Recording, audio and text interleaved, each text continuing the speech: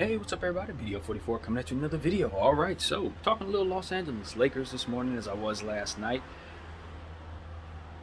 I had link issues in certain situations and may have told everybody that Russell Westbrook and Patrick Beverley had great chemistry and were getting along. It's not that I don't think that, it's just that now I've been aware that something was missed. And that was a situation where Patrick Beverley was trying to call for Russell Westbrook to come to a huddle, a mid-court huddle or in-game huddle, I guess you could say, and Russell Westbrook was going to the bench. I don't know if he was being subbed out or if he was just not quick to respond or if he was being just not, a part of it. But when he was asked to come back, it took a while to get him back over there. It looked bad because the other players were standing there waiting for the huddle to come together, and it was Patrick Beverley who was calling for the huddle. So it was like, is it a Patrick Beverley thing? Is it a Russell Westbrook thing? In terms of him just not having a good night and not feeling good about whatever. Did somebody say something? Is it one of those situations where the chemistry is bad? I didn't see that, and so when I spoke that way, I probably look real silly. But nevertheless, this is just one of those situations where depending on how depending on what happens, depends on my opinion. And I really don't know what happened. So that's the bottom line. I saw the clip that Dan, the Lakers fan, posted there, and I'm like, oh man, let me get up here and just let people know that now I'm aware that took place. But that's what happens when you don't want to pay for cable. You got to deal with different links and stuff like that may have you missing certain segments of the game or pieces of the game, and that's what was happening to me in the third quarter last night. But I thought I had seen enough of the game to at least be able to speak on it. So yeah, apparently that part was important. But it's one of those situations where it's like this is what I was saying at the end of the video. I want Jeanie to consider sending him home. I think it's time. I think we have seen enough from him in the preseason to know that the problems that he didn't come back having shaken off those issues. He did. He's the same guy, same issues, and even less engaged, it seems, in apparently with this little situation. So excuse me, I think that the Lakers yesterday, what we saw, and I'm not sure of this, of course, but this is just what I think happened. I think the Lakers compromised their progression on trying to build forth what they're doing to try to work him and Dennis Schroeder into the game yesterday. And I think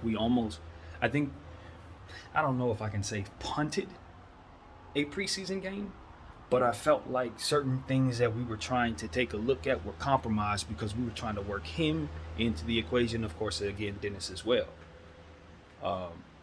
Trying to force him into the starting lineup because he's supposed to be there. And then, subbing him back in because, of course, he's supposed to get his minutes. I'm not for none of that at all. When I know the level of play that he's giving us ain't actually conducive to what it is that we're doing. We're just pushing him out there out of respect for what he's done and out of the necessity of trying to raise his trade value so we don't have to give up 2 picks to get rid of him, and all of that is very, very clear to me. But the problem is you got to weigh that against the possibility of him blowing a knee out there too. And then you can't trade him for what you're going to have to attach 2 picks to get rid of his huge contract and all that stuff. And it puts him in jeopardy from a personal level because it's going to be much harder for him to sign to a team if he's damaged goods than he is right now as a player who's struggling. And so I'm looking at it like this. If there's not a whole lot of that we can gain by playing him, which we are clearly seeing there is not, because of the fact that there are other players on this team that need to be worked into the equation that were a part of the overall vision for this roster, and they're not getting used properly because we're placing him on the floor for reasons that don't have nothing to do with the team being good on the floor. And I just think that this dynamic, when you weigh that against his injury possibility, you do lean to find out that there's more good in sending him home than there is at playing him at this point. Now, if he would have came back in that preseason, having shook off some of those issues with a jump shot that's pure, all this that looked improved, at the very least not stepping out of bounds by himself, unforced, stuff like that. If he wasn't going back to the old Laker Russell Westbrook with the same issues, then I would have a different mindset. If he would have came to the huddle, if the description of what it is that I had in my mind last night when I was describing them having good chemistry, if that was what it remained, I have a bit different energy. But now that I've seen that, and he don't want to come to the team, and he's bringing the vibes down. You got LeBron James standing there awkward. You got the team all waiting to huddle. Why would LeBron James have to come to a Patrick Beverly called team huddle if Russell Westbrook don't feel he have to? If Russell Westbrook ain't got to come together for the team, you know LeBron James could go off and do something else when Patrick Beverly's calling everybody together. If LeBron James respects Patrick Beverly's leadership in that way, I don't have any respect for Russell Westbrook not respecting that respect either. So if that is what happened, because of course, again, I don't know. If that's what happened, that's my opinion applied to that behavior. So if you're following me, all right, that's what I have for that, because that's not cool.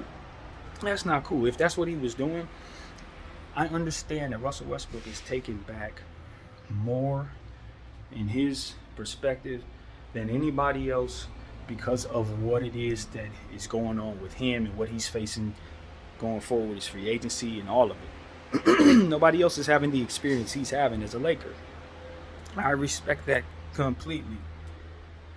So maybe he'll have a bad day. Maybe he knows he's not a part of this thing overall, so he doesn't feel like he want to pretend. I get it. I wouldn't want to either, which is why I would be like, send me home.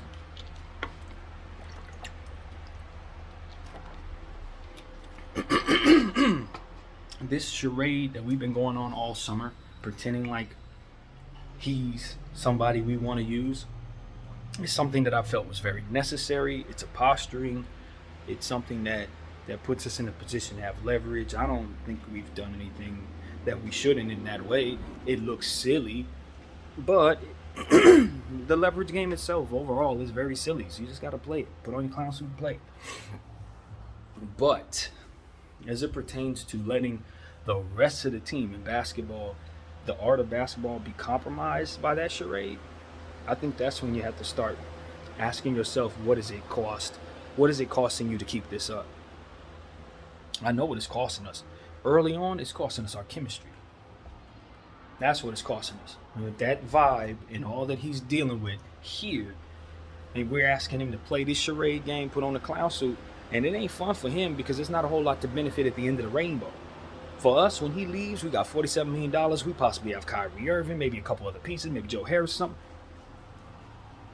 For him, he has to find somewhere where he fits. And I don't want to even project nothing in that way. I just don't feel like it's a whole lot of good energy to give when we start thinking about that right now. So, yeah, he going to have some bad days. He ain't going to want to play the charade. It don't benefit him to do so. You see what I'm saying? We got to think about what it takes, what's Russell's perspective in all of this. And while I'm pretty sure he wants to play basketball more than anything in the world, certainly don't want to stop playing ball. If he's continuing to go out there to live a nightmare, he already did that one season, and you're sending him out there to do it again. I just don't understand. That can't be good, right? That can't be good.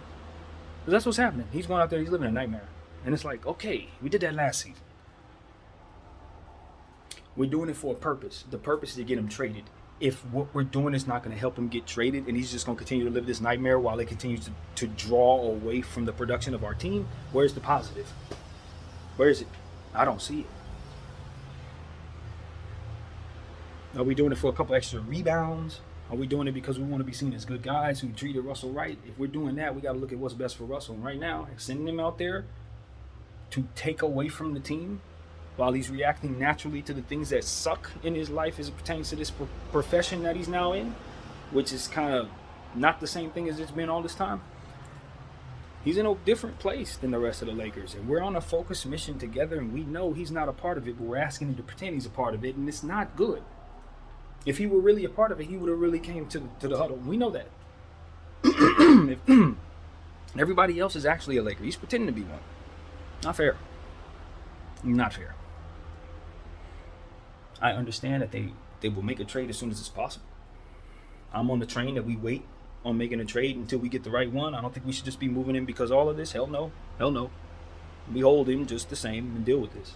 But you know what I mean? And I think as we're looking at what's going on around the league, I think we're much closer to trading him than we were a week ago, obviously. But even more so, it's like things are starting to manifest that would make it so that you could start seeing a possibility of a trade being made. So we're excited about that.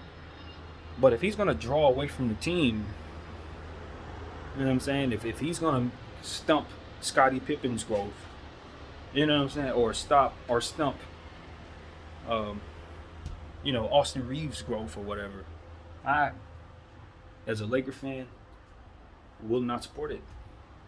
I will not support it. At all. So that's where I'm at with it, man. I think sending him home is starting to make a lot more sense to me. There's still other things to think about in regards to that. There's probably more to note. But at the end of the day, from where I'm sitting, he's compromising basketball now.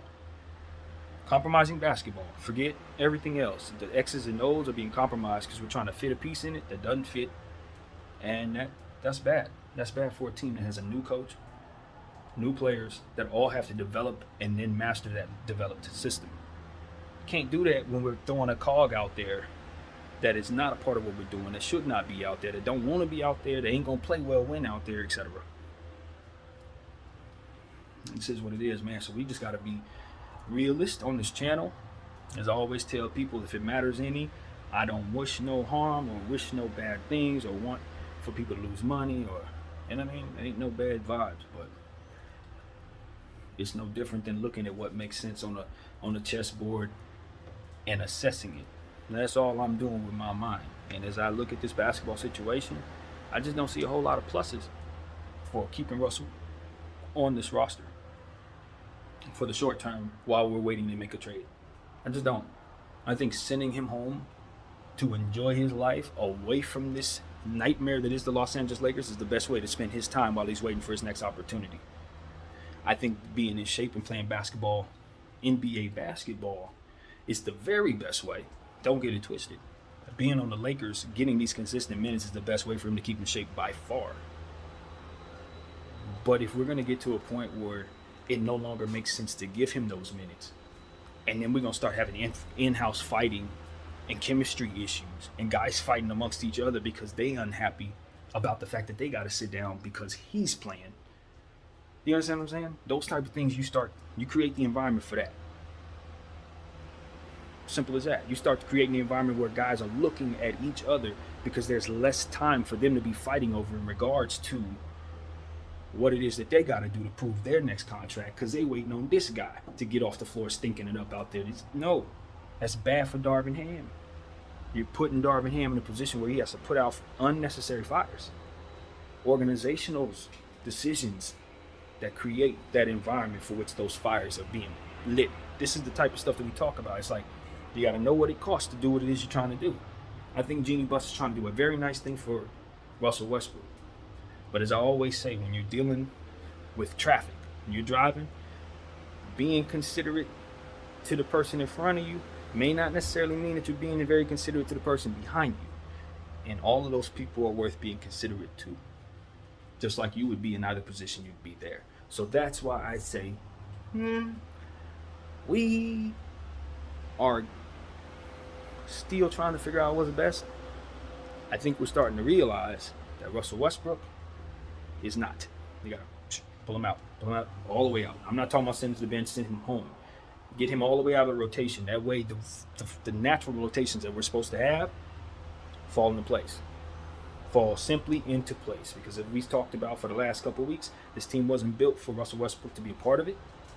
It just was not. They didn't have his strengths and weaknesses worked into the equation when they put this together, in my humble opinion. They did not. So throwing him out there is just like putting a circle in a square, you know what I mean, type of peg or whatever, however they describe that that phrase. It's like throwing something in there that doesn't fit and then just trying to force it. Click, click, click. And it's not going to fit, man. It's not. Russell doesn't fit on this team. You know, so when I think about teams that Russell fits on, I have to think of something very unique, just like Ben Simmons. It has to be extremely unique, man. You can't just slap him down into a roster with 12 guys and say, okay, run. No. Unless he's the focal point of what's going on, it ain't going to work. Him and Ben are like that, and that's just what it's going to be. So if you don't have plans for those players, and you put them down there with non-shooters, you put them down there with non-defensive players, it's going to be a slugfest that you ain't going to win. You're going to be the one catching the worst of that. So it's like,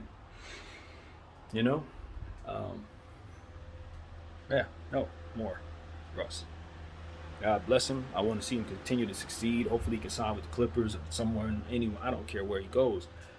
That he's able to redeem himself is something I'm rooting for. But as long as LeBron James is on this team and it's constructed the way that it is, that will not be possible. It's not going to be possible. There won't be any second units that he can make better. Ain't going to be no third units that he can, that's not acceptable for him. I don't believe be in that type of pecking order. No starting lineup he fits in at all for this roster, at all. No starting lineup with LeBron James and Anthony Davis, in my opinion. It's just too much non-shooting, and he's a non-defensive player. So, when you start talking about things that I like that he does, he rebounds well. He pushes the pace very well if he's not turning the ball over. This is it.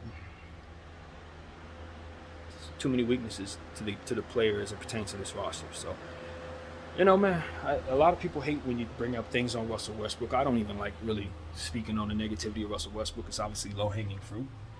It's easy to do, especially when you're a Laker fan. And obviously, he's taking enough of that energy from me and from anybody and everybody else. But it's warranted. It's warranted. We are not sitting up here just making up stuff, talking about we don't like a guy or something like that. No, the play takes place, and then we react to it, and so on and so forth. So if he's playing great, I'm jumping back on the bandwagon. I'm gonna tell everybody Russell Westbrook's a Hall of Famer that's balling out of control. But right now he's a Hall of Famer that's hurting his team, and it's probably an organizational decision to send him home at this point. That's probably the best one for us. Send him home, you know what I mean? Let him get back to enjoying his family. Happy spaces where his time can be spent in loving environments. Because that here, this ain't that. I was looking at how the fans were reacting to him as he started making mistakes. It's only gonna get worse. We're getting frustrated, and we're frustrated at the fact that he resents our frustration. That's a problem. No different than Philadelphia and Ben Simmons. No different. It's like, bro, you don't think we have a right to be upset? It's our team. You're ruining it. You don't think we ever, that's the vibes. That is the vibes. So it's just best he go home, man. Straight up. So that's what I gotta say. I know I'm the bad guy. I'm sorry. I am sorry. I'm sorry that this could prompt bad energy in someone's heart. I'm sorry that Russell Westbrook's fans have to hear this. I'm sorry that he would have to stumble across this. I'm not happy about none of this. But I look at it like this. Being considerate to the guys in the back. Being considerate to the others. Their careers getting started. He has had 10 years, MVPs, NBA Finals, All-Stars, all of it. He's already done it. Now he's just trying to hold on to his career, and he's going to have to do certain things in order for that to happen. But if he retires, it's not like he didn't win the game. He won. He's a Hall of Fame superstar athlete. Put on the jacket. So for me to say I feel sorry for Russell Westbrook today, as it pertains to his circumstances right now, as it pertains to his profession and having to get out of it, is his perspective, bro. He ain't in a bad space. He ain't in a bad space. So we need to, be aware of that, and I hope that he's grounded enough to feel that when he's going through what he's going through. You ain't doing bad. Look around his apartment. You ain't doing bad. But that's what I gotta say to Russell, man. You know what I mean? I understand it's rough though. I need that. But at the same time, it's like people like myself, we're rooting for you to win, but we're rooting for our team. And we got a whole lot of people to consider on that team, including coaches, fans, and anybody and everybody associated with it. We all trying to win together. If we can't win because of one person, then it's natural for us to say that one person has to go. And I think Russell Westbrook would say the same thing if he were in my seat, because he's a Laker fan too. And if somebody else other than Russell Westbrook was eating up $47 million of his cap, and he's a fan, and he's sitting up here watching the dude stink it up on the basketball floor, do you know what Russell Westbrook, the fan, would say? The same thing BDF44, the fan, would say. And he knows that. So that's all I got to say, man. That's it. Russ need to be nice to us just like he wants us to be nice to him. Because at the end of the day, if you play better, we talk better. That's what I got to say, man. BDL 44. I thank you all for watching. I'm out.